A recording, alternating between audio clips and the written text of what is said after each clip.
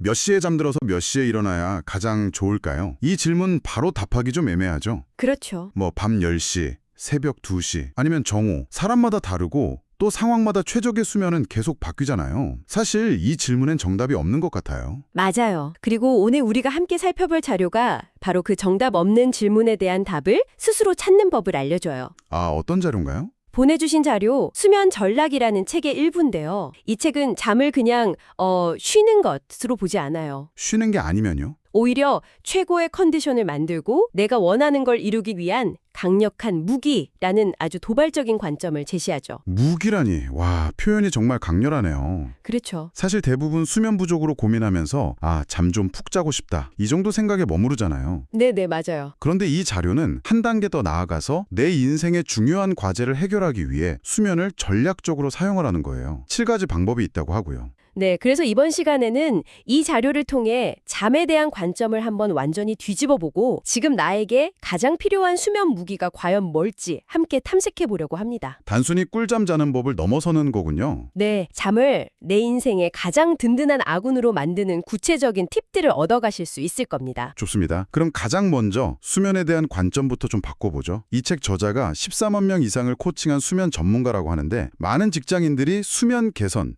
그 자체를 목적으로 삼는 오류에 빠져 있다고 지적해요. 네. 이게 무슨 뜻인가요? 잠 잘 자는 게 목표인 게 왜 문제가 되는 거죠? 잠을 잘 자야지라는 생각이 목표가 되는 순간 그게 약간 숙제나 압박감처럼 다가오기 쉽거든요. 아, 그렇겠네요. 반면에 빌 게이츠나 마크 저커버그, 오타니 쇼헤이 같은 사람들은 잠을 목표 달성을 위한 수단으로 아주 영리하게 활용한다는 거죠. 수단으로요? 네, 자료 13페이지에 있는 그림을 보면 차이가 아주 명확해져요. 대부분의 직장인이 속한 수면 부족 상태가 있고요. 그 위에 충분한 수면을 취하는 상태가 있어요. 네. 그런데 그보다 더 높은 차원의 적절한 수면 전략을 사용하는 상태가 있다는 거예요. 한 단계가 더 있군요. 바로 이 마지막 단계에 도달한 사람과 그렇지 않은 사람 사이에 실력의 격차가 생긴다는 게 저자의 주장입니다. 그거 정말 중요한 지적이네요. 저도 늘 잠을 더 자야 해라는 강박에 좀 시달렸거든요. 잠 못 자면 막 실패한 것 같고. 그렇죠, 그렇죠. 그런데 그게 아니라 잠을 활용해야 한다는 거군요. 자료를 보니까 수면의 효과가 단순히 피로를 푸는 회복 기능만 있는 게 아니라고 해서 흥미로웠어요. 맞아요. 몸과 뇌, 정신을 진화시키는 역할도 한다고요. 진화요? 바로 그게 이 책의 핵심적인 생각이에요. 수면에는 6가지 효과가 있는데 각각 회복과 진화의 단계가 있다는 거죠.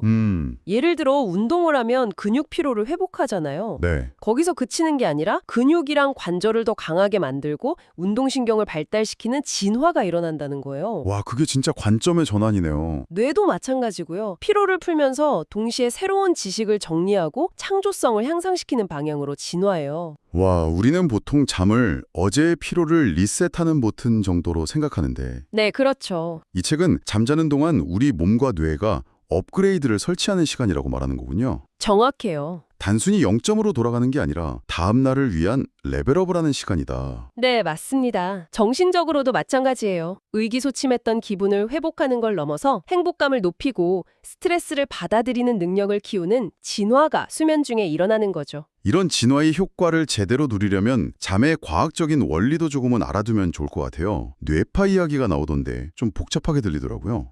그거요. 이걸 자동차 기어에 비유하면 아주 쉬워요. 자동차 기어요. 네, 우리가 깨어서 한창 일할 때는 뇌가 이제 고단 기어 상태인 거예요. 짧고 빠른 베타파가 나오죠. 아하. 그러다 소파에서 좀 쉬면서 릴렉스하면 알파파로 기어가 바뀌고요. 잠이 쏠쏠 올 때는 저단 기어인 세타파, 그리고 아주 깊은 잠에 빠졌을 때가 바로 가장 느리고 강력한 1단 기어 델타파 상태인 겁니다. 와, 1단계요? 네, 좋은 잠이란 이 강력한 1단 기어 상태로 충분한 시간을 보내는 거라고 할 수 있죠. 자동차 기어 비유 귀에 쏙쏙 들어오네요. 그럼 우리가 흔히 듣는 렘수면, 논렘 수면은 뭔가요? 논렘 수면이 2가지로 나뉜다는 것도 저는 처음 알았어요. 네, 잠은 크게 3종류의 엔진이 돌아간다고 보시면 돼요. 첫째는 정신을 안정시키고 감정을 정리하는 렘수면. 렘수면? 둘째는 신체와 뇌를 회복시키고 성장 호르몬을 뿜어내는 깊은 놀렘 수면. 마지막으로 낮에 배운 걸 장기 기억으로 전환하는 얕은 놀렘 수면이 있어요. 역할이 다 다르네요. 이죠. 알겠습니다. 잠이 내 몸과 마음을 업그레이드하는 중요한 과정이라는 건 확실히 이해했어요. 그럼 이제 본격적으로 나만의 전략을 세워봐야 할 텐데 그 전에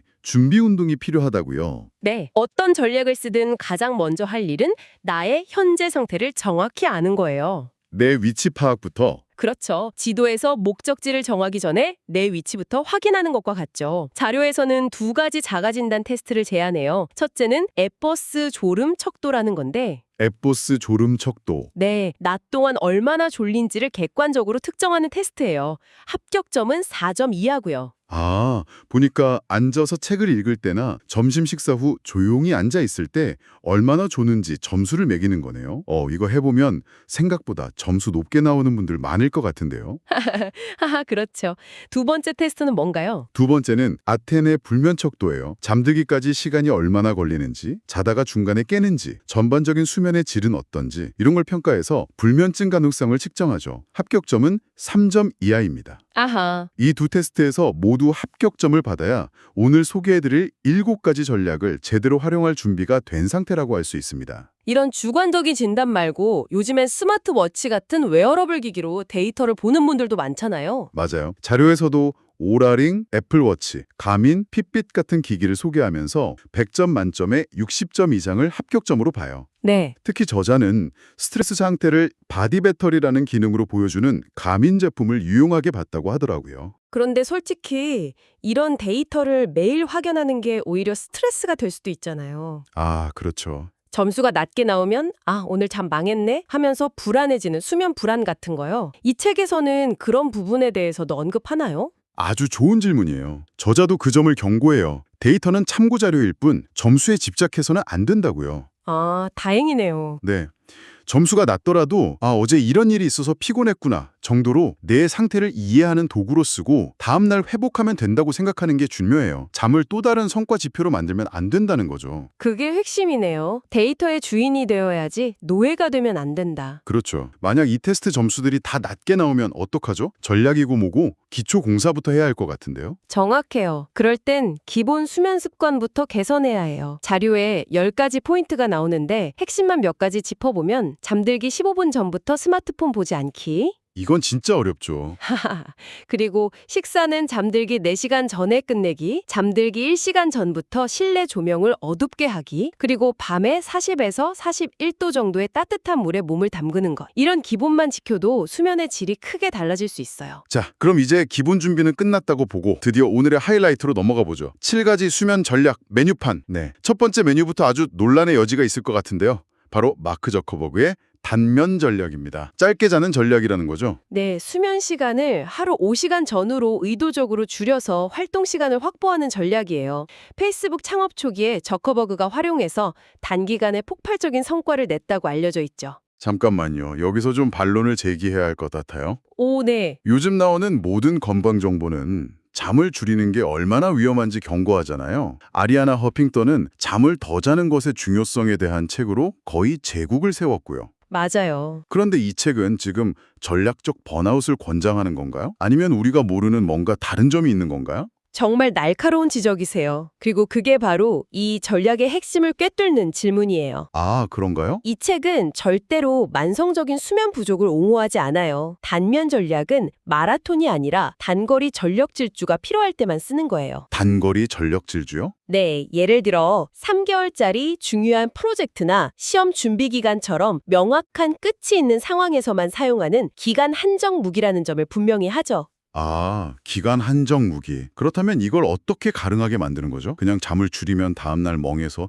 일이 더 안 될 것 같은데요? 의도적으로 수면 시간을 줄이면 우리 뇌에서는 위기 상황을 감지해요. 그래서 도파민이랑 아드레날린이라는 신경 전달 물질을 폭발적으로 분비시키거든요. 아, 이게 뇌를 일종의 초각성 모드로 만들어서 평소에는 상상할 수 없는 집중력과 실행력을 발휘하게 해주는 거죠. 일에 막 불이 붙은 것처럼 몰입해야 할 때 최적화된 전략이에요. 그렇군요. 그럼 이 단면 전략을 제대로 쓰려면 그냥 무작정 잠을 줄이면 안 되겠네요. 부작용도 만만치 않을 것 같은데요? 물론이에요. 이 전략은 냉정한 판단이나 창의적인 아이디어가 필요할 땐 최악의 선택지가 될 수 있어요. 또 아드레날린 때문에 공격성이 강해져서 팀원들과의 관계가 나빠질 수도 있고요. 무엇보다 3년 이상 장기간 지속하면 행복 호르몬인 세로토닌 작용이 억제돼서 정신적으로 굉장히 불안정해질 수 있습니다. 와, 위험하네요. 그래서 가장 중요한 실천법이 바로 파워냅. 아, 낮잠이요? 네, 맞아요. 점심시간에 15분에서 25분 정도의 짧은 낮잠은 선택이 아니라 필수예요. 이게 부족한 밤잠의 효율을 보충해주는 생명줄 같은 역할을 하거든요. 알겠습니다. 단기간에 모든 걸 쏟아부어야 할 때, 끝이 정해진 스프린트를 할 때 쓰는 비상무기군요. 정확합니다. 그럼 이번엔 이와 정반대 있는 전략을 살펴볼까요? 바로 엘리자베스 여왕의 쾌면 전략. 이건 이름만 들어도 기분이 좋아지는데요. 네, 단면 전략과 정확히 대척점에 있는 전략이에요.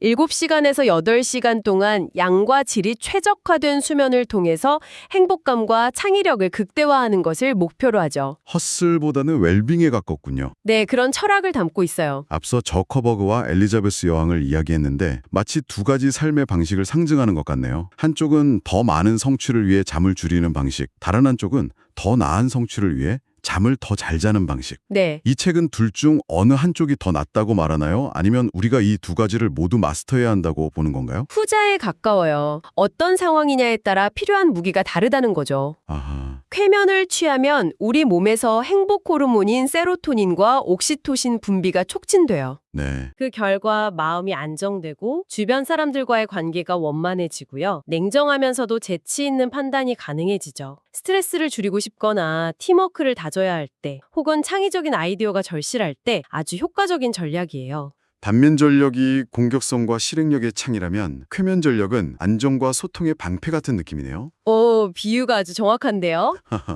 그럼 이 전력은 어떻게 실천해야 할까요? 우선 자신에게 맞는 최적의 수면 시간을 찾는 게 중요해요. 8시간을 기준으로 15분 단위로 잠드는 시간을 조절해보는 거죠. 나만의 골든타임을 찾는 거군요. 네, 그러면서 다음날 가장 상쾌하게 일어날 수 있는 시간을 찾는 거예요. 그리고 뇌를 일 모드에서 휴식 모드로 전환하는 취침 전 루틴이 필수적입니다. 아, 루틴이요? 네, 잠들기 전에 경제, 경영서처럼 머리 복잡하게 만드는 책보다는 일과 전혀 무관한 역사나 철학책을 읽는 게 좋고요. 10분 정도의 명상도 뇌를 오프시키는데 아주 효과적이에요. 행복 호르몬을 활성화하는 구체적인 팁도 있나요? 네, 세로토닌은 햇빛을 받으면 활성화되니까 아침에 일어나서 햇살을 쬐는 게 정말 중요하고요. 아침 햇살? 그리고 옥시토신은 사랑의 호르몬이잖아요. 스킨십을 통해 분비되니까 밤에 가족이나 반려동물과 교감하는 시간을 갖는 것이 행복한 수면에 큰 도움이 돼요. 반면과 쾌면, 이 두 가지만 알아도 상황에 따라 정말 유용하게 써먹을 수 있겠어요? 그럼 이 플레이북의 다른 전략들은 또 어떤 게 있나요? 핵심은 수면의 길이뿐만 아니라 구조도 내 마음대로 설계할 수 있다는 거예요. 구조요? 네.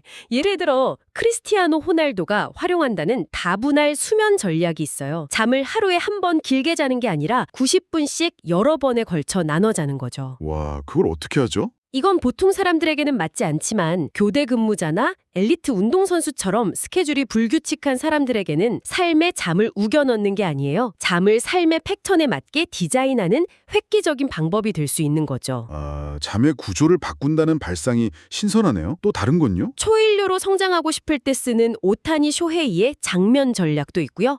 하루 10시간 이상 자면서 신체와 뇌의 잠재력을 극대화하는 거죠. 10시간? 반대로 육아와 부업을 병행해야 하는 사람을 위한 구로야나기 테츠코의 2분할 수면 전략처럼 하루의 잠을 두 덩어리로 나누는 방법도 있고요. 들어보니까 정말 중요한 건 나는 지금 어떤 사람이고 무엇을 원하나 이걸 아는 거네요. 맞아요. 마치 메뉴판에서 나한테 맞는 음식을 고르듯 내 상황에 맞는 수면을 직접 선택할 수 있다는 게 이 자료의 가장 큰 매력인 것 같아요. 네, 잠을 더 이상 내가 통제할 수 없는 영역으로 두지 않고 적극적으로 관리하고 설계하는 대상으로 바라보게 만드는 거죠. 좋습니다. 오늘 정말 흥미로운 이야기였어요. 잠을 단순히 많이 자야 하는 것으로 보는 수동적인 관점에서 벗어나 내 목표 달성을 위한 전략적 무기로 바라보는 새로운 시각을 갖게 됐네요. 단기간에 몰입해서 성과를 내야 할 땐 저커보그의 단면 전략을, 행복감과 창의력을 높이고 싶을 땐 엘리자베스 여왕의 쾌면 전략을 꺼내드는 것처럼요. 나만의 수면 툴킷을 갖추게 되는 셈이군요. 바로 그렇죠. 그럼 마지막으로 이 방송을 듣고 계신 여러분께 질문을 던져보고 싶어요. 지금 여러분은 잠을 통해 무엇을 얻고 싶으신가요? 여러분에게 가장 필요한 수면 무기는 무엇인가요?